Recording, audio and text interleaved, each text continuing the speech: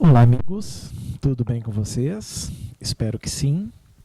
Aqui estamos nós, dando continuidade então ao nosso projeto Gabaritando Legislação, falando da Lei 13.455 de 2017, a Lei de Imigração, que revogou o obsoleto Estatuto do Estrangeiro.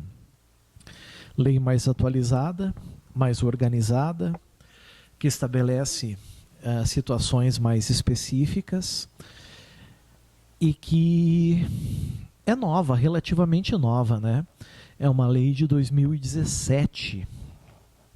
Nós estamos em 2021, então tem muita coisa, muita prova para cair esse tipo de lei, certo?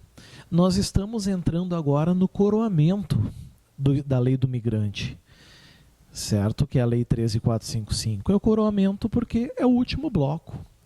Nós já passamos pelo bloco 1, pelo bloco 2, pelo bloco 3, pelo bloco 4, pelo bloco 5, pelo bloco 6, pelo bloco 7, pelo bloco 8, pelo bloco 9 e pelo bloco 10. Foram mais de 100 artigos comentados. Aliás, mais de 110 artigos, incluindo parágrafos, incisos, parágrafo único e por aí vai.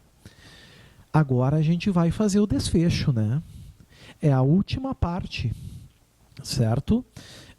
Não vai haver partição, o bloco 11 é um único bloco, e com esse bloco nós vamos encerrar, então, a lei de imigração, certinho? Dito isso, pessoal, venham comigo, a gente entra no capítulo 10. Capítulo 10 fala de disposições finais e transitórias. O que são disposições finais? São aquelas que encerram. Elas vão terminar a lei, tá? É tudo aquilo que a gente tem que saber para complementar, para fechar tudo que foi visto. Disposições transitórias é tudo aquilo que o legislador sabe que não pode ser feito de um dia para o outro.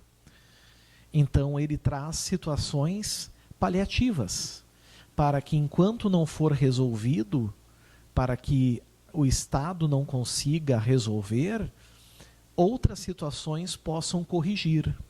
Isso são disposições transitórias.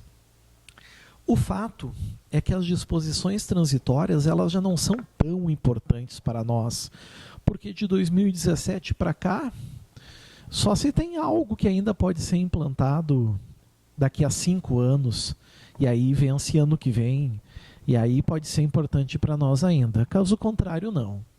Certo? Muito bem. Então vem comigo, vamos lá. Capítulo 10. Disposições finais e transitórias. Artigo 111. Essa lei não prejudica direitos e obrigações estabelecidos por tratados vigentes no Brasil e que sejam mais benéficos ao migrante e ao visitante. Em particular, os tratados firmados no âmbito do Mercosul. Em particular quer dizer o quê? Especialmente. Não quer dizer exclusivamente. Certo? Quer dizer isso. Especialmente. Nada de exclusivamente. Bueno. Pessoal, o que isso quer dizer? Isso quer dizer, primeiro, que nós temos vários tratados que o Brasil é signatário. Certo? A Convenção de Belém do Pará, que deu origem à Lei Maria da Penha, certo? O Pacto de São José da Costa Rica, também chamado de Convenção Americana dos Direitos Humanos, os tratados do Mercosul, resolução de conflitos da América Latina. Temos vários.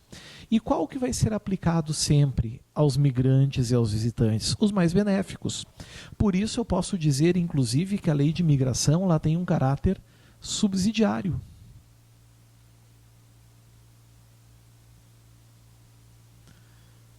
Em alguns aspectos. tem um grau de subsidiariedade em alguns aspectos. Certo? Por quê? Porque se existirem leis mais benéficas a eles, a lei do imigrante não vai prejudicar, vai prevalecer esses tratados internacionais que foram ratificados, certo? E estabelecidos através de convenções diplomáticas. Isso é uma regra muito importante, né, em tratados internacionais e no direito internacional como um todo, certo? Artigo 112. Nesse slide nós temos o artigo 111, o 112, o 113, que fala muita coisa, e o 114. Artigo 112. As autoridades brasileiras serão, não tem escolha, a lei está dando obrigatoriedade, certo? A lei está dando obrigatoriedade, serão protestantes, serão tolerantes, certo? Quanto ao uso do idioma do residente fronteiriço e do imigrante, essas pessoas geralmente têm o seu idioma nativo, né? Quando eles se dirigirem a órgãos ou repartições públicas para reclamar, ou seja, finalidade,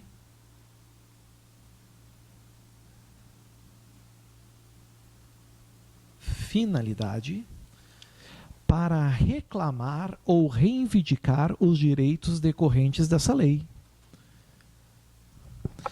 Ah, professor, eu não entendi agora, não dizia lá que para o sujeito estar legalmente no Brasil, ele tem que saber se comunicar em português? Tem. Mas isso não impede que ele use o seu idioma. Conseguem perceber essa diferença? Isso não impede que para reivindicar, reclamar os seus direitos, as autoridades não podem obrigá-los a usar o vernáculo, o idioma português. Certo? Até porque, quando eu falei sobre isso, eu comentei também, né, sobre certos traquejos, certos sotaques da sua língua nativa, né? Muita gente nunca perde isso, né? Meus avós vieram da Polônia para o Brasil e nunca perderam o sotaque clássico europeu, nunca. Certo? Isso aí é a característica que vai ser mantida sempre, sempre. Artigo 113 fala das taxas e emolumentos, que em alguns casos da lei a gente viu que algumas pessoas são isentas, principalmente as hipossuficientes, e outras que terão que arcar com essas taxas. Mas o que as disposições finais e transitórias falam sobre isso? O artigo 113 diz que as taxas e emolumentos consulares, lembrando que os consulados representam interesses privados dos estrangeiros, né? São fixados em conformidade com a tabela anexa a esta lei. Então a lei do migrante tem uma tabela. Eu não juntei a tabela nos slides por um motivo, não nos interessa para a prova. Certo? O motivo então ele é muito simples, ele é muito singelo. Não nos interessa para a prova. Se não nos interessa para a prova, eu não juntei aqui. Mas os valores e as taxas vão estar lá, certo? Bom, esse artigo 113 tem parágrafos, né? O parágrafo 1º, o parágrafo 2º, o parágrafo 3º e o parágrafo 4º, tá? Eu já vou resolver a nossa vida lá no final. O parágrafo 4º, ele está vetado. O parágrafo 4º está vetado. E o que a gente aprendeu? Que uma lei sai do Congresso, vai para o veto ou sanção presidencial, o presidente da República sanciona com ou sem veto, se tem veto volta para o Congresso e o Congresso pode inclusive derrubar o veto ou mantê-lo. Aqui, o parágrafo 4º, o veto foi mantido, vetado, a gente não nos interessa para a nossa prova. Então a gente elimina o parágrafo 4º, certo? Bom, aí a gente vem para o parágrafo 1º do artigo 113. O parágrafo 1º ele é muito claro ao dizer que os valores das taxas e emolumentos consulares poderão ser ajustados pelo órgão competente da administração pública federal. Cuidem isso na tua prova. Toda vez que a gente falar... Desculpa.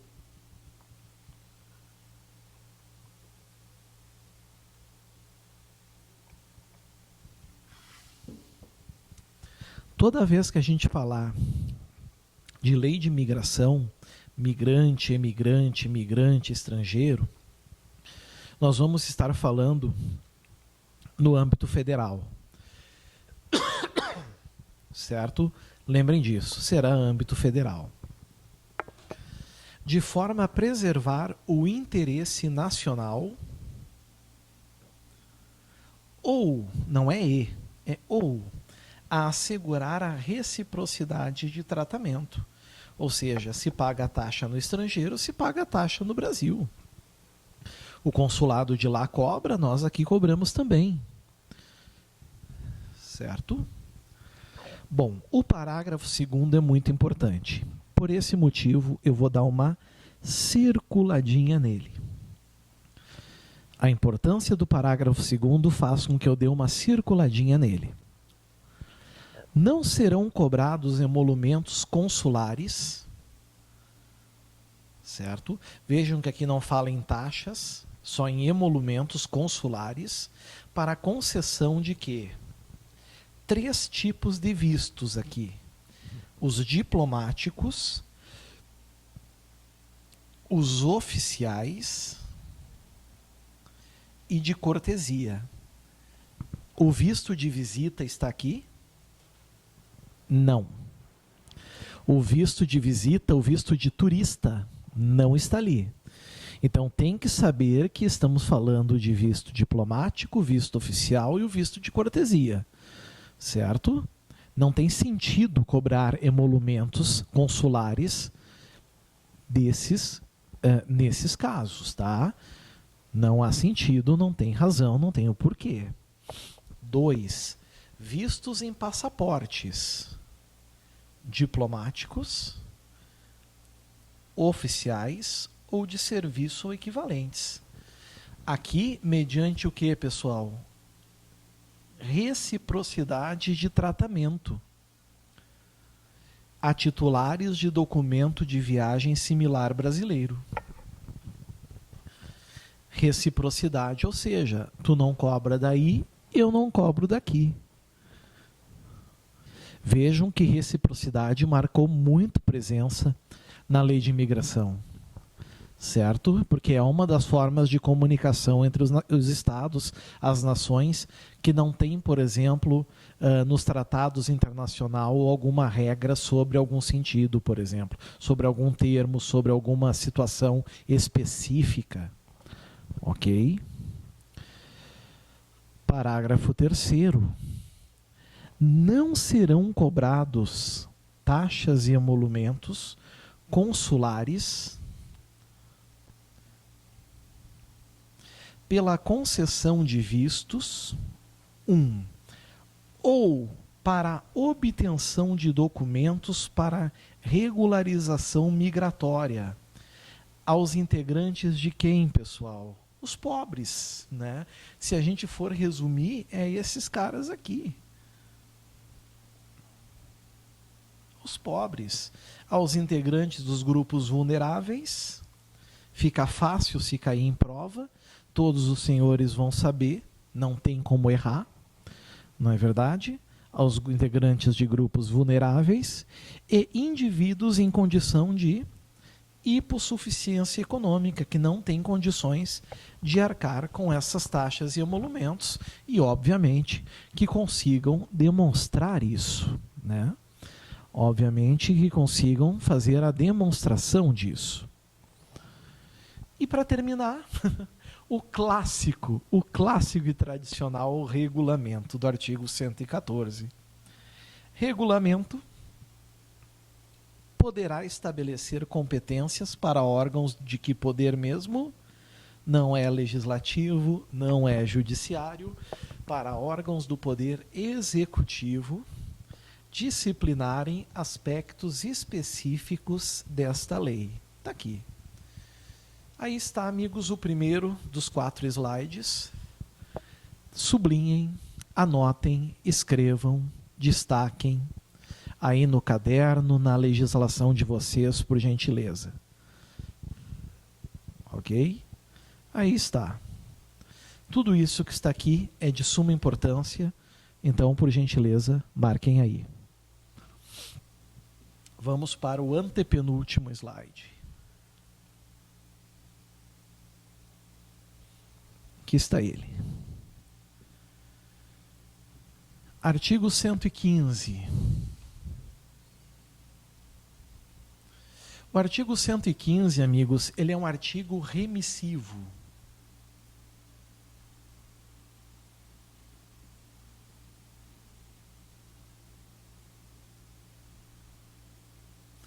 O que quer dizer isso, ser um artigo remissivo? Ele remete a uma outra lei. E ele, inclusive, altera uma outra lei, muitas vezes, como ele vai fazer agora, nessa situação, nesse instante. Ele vai alterar uma outra lei. Ele diz que o decreto 2848, de 7 de dezembro de 1940, Código Penal, passa a vigorar acrescido do seguinte artigo 232-A. Então, o que o artigo 115 fez? Ele incluiu um outro artigo no Código Penal. Ele incluiu um tipo penal. Ou seja, ele incluiu a previsão de um crime. Ou seja, não é apenas uma infração administrativa, é uma infração penal. No bloco anterior, a gente viu infrações administrativas. Agora, é uma infração penal, é crime. A rúbrica marginal, é o que está em negrito, se chama promoção de migração ilegal. Promoção de migração ilegal. Está aqui. Vou falar sobre esse crime agora, mas antes de falar sobre ele, eu já vou resolver a nossa vida aqui no final. Olha o artigo 116 aqui, ó. Foi vetado pela presidência e o Congresso manteve o veto. Então não nos interessa. Só nos interessa, amigos, o 115 aqui.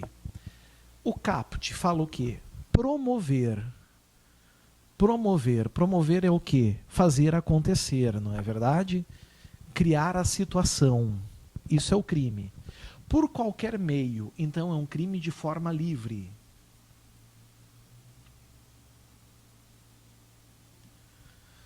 Promover por qualquer meio significa que é um crime de forma livre.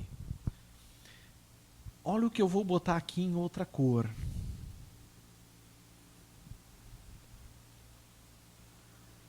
Com o fim de obter vantagem econômica.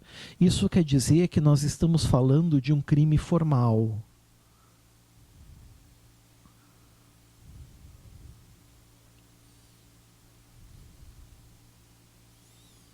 Crime formal, que também é chamado de crime de consumação antecipada ou de resultado cortado. Isso quer dizer o quê? Isso quer dizer, amigos, que basta promover por qualquer meio a entrada ilegal de estrangeiro, certo? Em território nacional ou de brasileiro em país estrangeiro, com essa finalidade que o crime já está consumado. Mesmo que tu não obtenha a vantagem econômica que tu queria, o crime já aconteceu. Mesmo que esse resultado naturalístico aqui não ocorra, essa modificação no mundo exterior não aconteça, o crime já está consumado. O crime já se consumou. Viram que bacana? Certo? Por isso que eu botei com o verde ali. Com o fim de obter vantagem econômica. Ah, professor, então vai ter o crime mesmo que ele não queira obter a vantagem? Não. O indivíduo tem que querer obter vantagem econômica. Certo? Ele tem que querer obter a vantagem econômica. Isso não há dúvida. Mas o crime vai se consumar mesmo que ele não consiga obtê-la. Basta que ele, por exemplo, tente promover, aí o crime vai ser a tentativa de promoção de imigração ilegal. E vejam, pessoal, que é migração, não é imigração nem emigração, é os dois. É promoção de migração ilegal, é ajudar, colaborar, promover por qualquer meio, com o fim de obter vantagem econômica, a entrada ilegal de estrangeiro. Se a entrada for legal, o fato é atípico, não é crime, certo? De estrangeiro em território nacional. Isso é o que, meus amigos? Isso é imigração, né? Imigração. Ou de brasileiro em país estrangeiro, a emigração. Ambos constituem crime, desde que seja ilegal a entrada e com a finalidade de obter vantagem econômica. Se for forma gratuita, meus amigos, vai ser apenas infração administrativa. Certo? A pena. Vejam que a pena aqui ela é de reclusão. A pena é de reclusão. Talvez na tua prova venha detenção. Vai estar errado. Ah, professor, qual é a diferença? Não nos interessa. A diferença para nós é irrelevante. Não cai na nossa prova. Então eu não preciso perder tempo com vocês. Basta que vocês saibam que é reclusão, porque é um crime grave. A pena mínima é 2. A máxima é 5. Então é um crime de elevado potencial ofensivo. Certo? Não admite institutos despenalizadores, como, por exemplo, transação penal, como, por exemplo, suspensão condicional do processo, aqueles institutos das infrações de menor potencial ofensivo, da Lei 9.099, dos juizados especiais criminais. Não, é um crime de elevado potencial ofensivo. E vejam que essa pena aqui é uma PPL, ou seja, é uma pena privativa de liberdade. Só que quando o juiz condenar o sujeito, porque é o poder judiciário, já que é crime, né? Quando o juiz condenar o indivíduo, ele vai ter que aplicar, além da pena privativa de liberdade, ele vai ter que aplicar ainda cumulativamente a multa. Certo? Ele vai ter que aplicar cumulativamente a multa. Certo? Cuidem em relação a isso. Cumulativamente a multa. Aqui está. Tem que aplicar as duas. Assim como se absolver, não vai aplicar nenhuma. Aí vem um parágrafo primeiro que diz: na mesma pena incorre. Se fala na mesma pena, reclusão de 2 a 5 anos e multa. Incorre quem promover, mesmo verbo nuclear, por qualquer meio, crime de forma livre, com o fim de obter vantagem econômica. Mesma coisinha, pessoal. A saída de estrangeiro do território nacional para ingressar ilegalmente em país estrangeiro.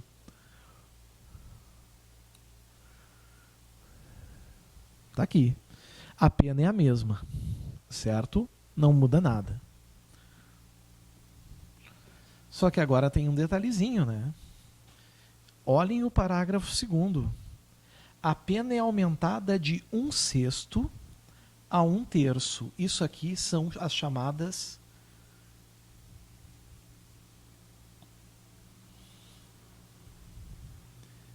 majorantes. Certo? Nós chamamos isso de majorantes. O juiz, quando for condenar de 2 a 5, primeiro ele vai para o artigo 59 do Código Penal, vai ver um monte de circunstância e vai fixar a pena base. Por exemplo, 3 anos. Depois ele vai para o artigo 61, 62, 65 e 66 do Código Penal para ver se tem agravantes e atenuantes. Lá, por exemplo, fixa total de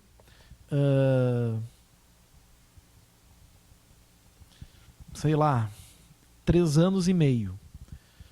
Certo? Em cima dos 3 anos e meio, ele vai vir para cá, se tiver uma dessas situações aqui. Certo? A pena é aumentada de 1/6 a 1/3 se o crime é cometido com violência. O crime é de forma livre. De qualquer maneira, o crime pode acontecer. Mas se ele é cometido com violência, ele é mais grave. Concordam comigo? Ele é de maior gravidade. Sendo de maior gravidade, merece esse aumento de pena aqui. 2. A vítima é submetida à condição desumana ou degradante. Isso aqui é um elemento normativo.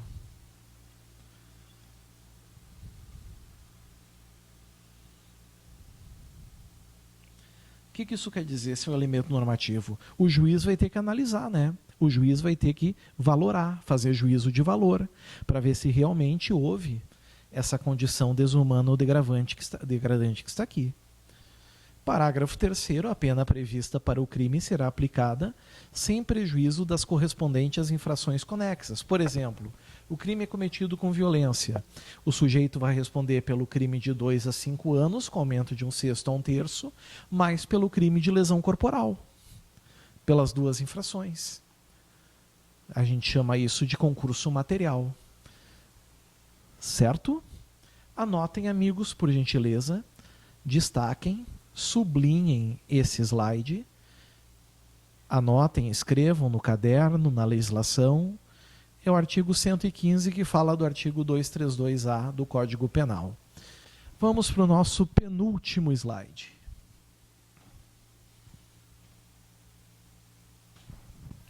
Aqui está ele, penúltimo slide.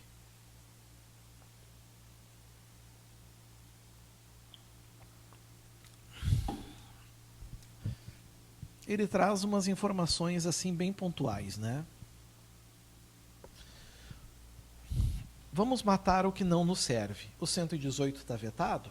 Tchau para ele. O 117 diz: o documento conhecido como RNE, né, que é o Registro Nacional de Estrangeiro, passa a ser denominado Registro Nacional Migratório. É o que eu falei para vocês. Evitou-se ao máximo falar de estrangeiro nesse estatuto. Na lei de imigração, passou-se a usar mais a expressão migrante. Certo? Então está aqui, Registro Nacional Migratório. Artigo 119. O visto emitido até a data de entrada em vigor dessa lei poderá ser utilizado até a data prevista de expiração de sua validade.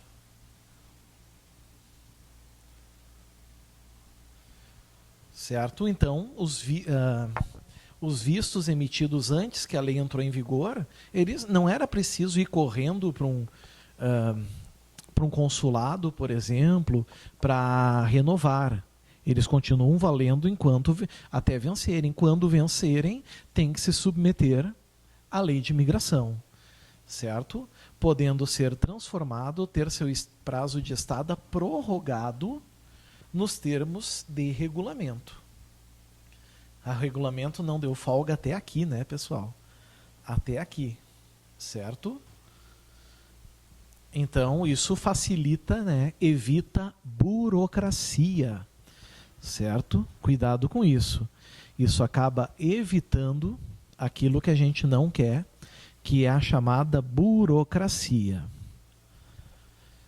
Artigo 120. A Política Nacional de Migrações, Refúgio e Apatridia terá finalidade, certo? Isso aqui é um instituto.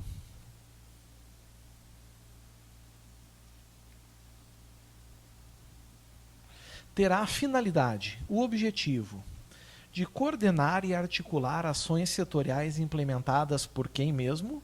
Poder Executivo Federal, em regime de cooperação com os Estados. Distrito Federal, unidade da federação, e os municípios. Geralmente o município não entra, dessa vez entra. Se o examinador suprimir município, vai estar errado. Cuidem isso.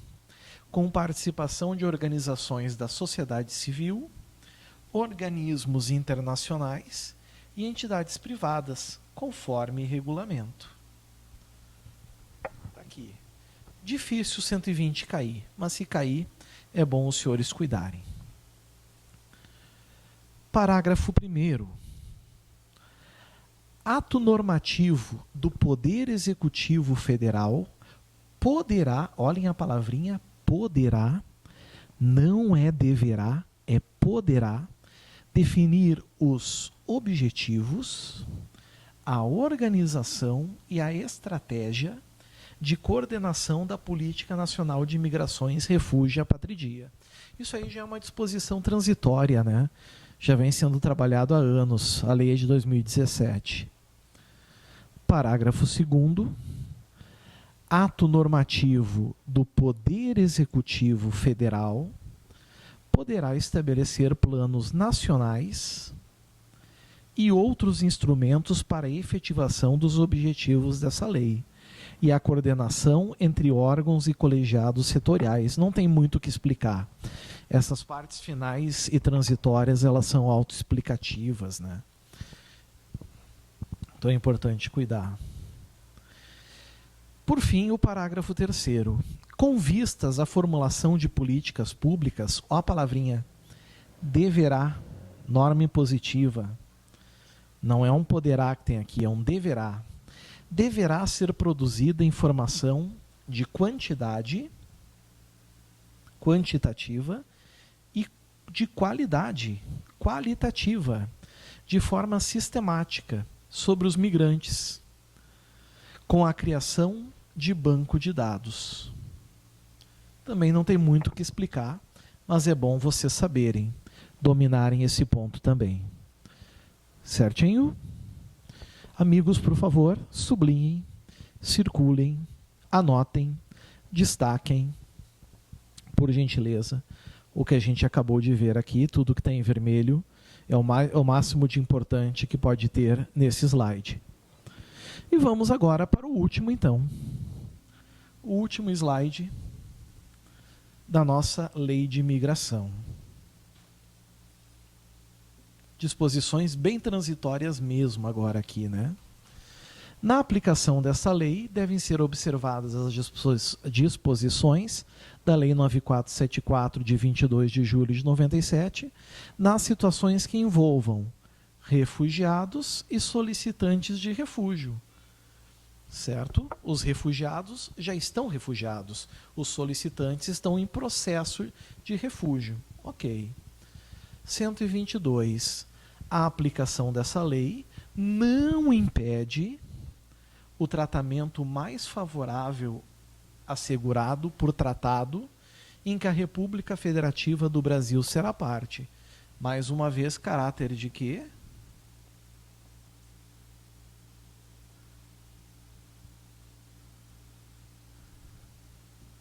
Subsidiariedade. Se tiver algo mais benéfico, se aplica o que é mais benéfico. Artigo 123. Ninguém será privado de sua liberdade por razões migratórias.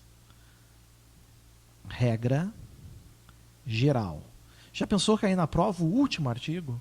Exceto nos casos previstos nessa lei, como, por exemplo, a prisão cautelar para fins de extradição. Lembram disso? Isso é um exemplo, né? Prisão cautelar para fins de extradição. Artigo 124. Revogam-se a Lei 818 de 49 e o antigo Estatuto do Estrangeiro, Lei 6815 de 19 de agosto de 1980. Eu tinha 5 meses de idade. Artigo 125. Essa lei entra em vigor após decorridos 180 dias de sua publicação oficial. O nome disso é vacatio legis. Muitas leis de conteúdo material não entram em vigor imediatamente na data de sua publicação. Ela entra em vigor 90 dias, 180, 120, para que a sociedade possa ir se acostumando com a lei. A lei seca foi assim, né? O novo Código de Trânsito não entrou em vigor imediatamente. O Estatuto do Desarmamento também não. E a lei de imigração, o mesmo jeito.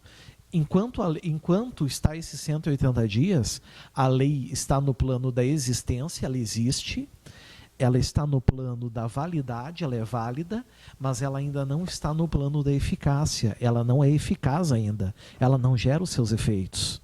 Seria só a partir do dia 181. Certinho? Cuidado com isso. Brasília, 24 de maio de 2017, 196 da Independência e 129 da República. E assim, amigos, anotem por gentileza, destaquem, sublinhem, por favor, tudo que está aqui nesse slide, que foi o último slide. Embora seja o último slide e a gente termine a legislação, a gente não terminou ainda a aula.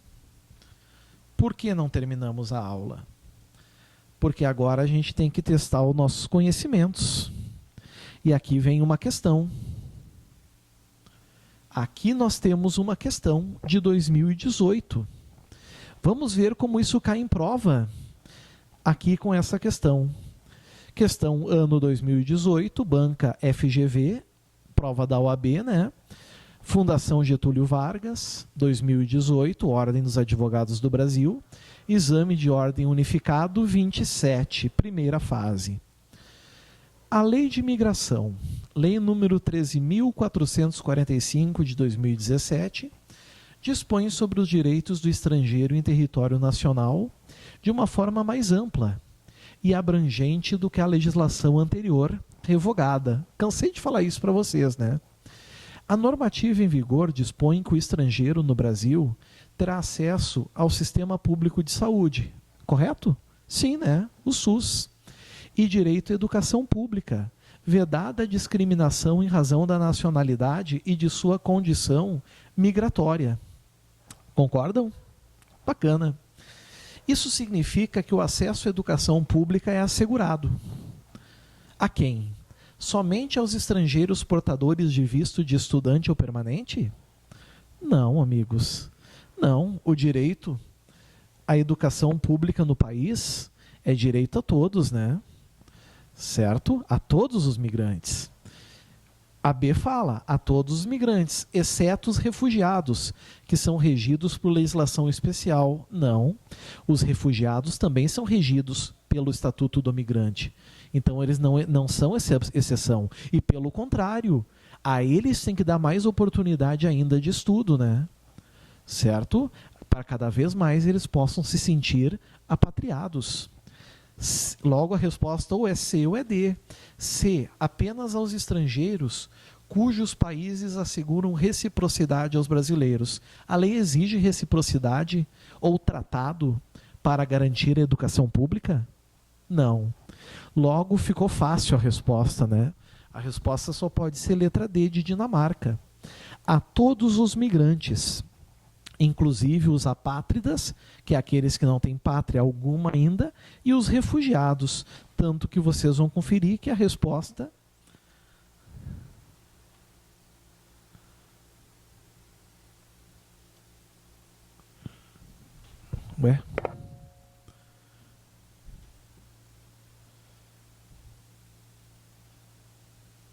tá aqui, né? A resposta é letra D de Dinamarca. A todos os migrantes, sejam emigrantes, sejam imigrantes, inclusive os apátridas e os refugiados. Questão fácil. Aliás, qualquer questão para vocês vai ser extremamente fácil, porque vocês agora estão dominando totalmente a lei de imigração, certo?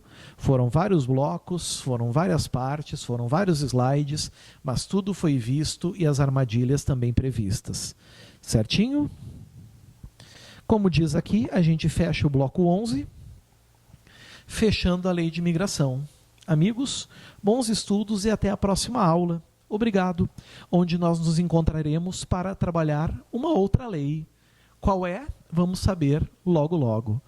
Até mais, pessoal. Tudo de bom. Fiquem com Deus. Tchau, tchau.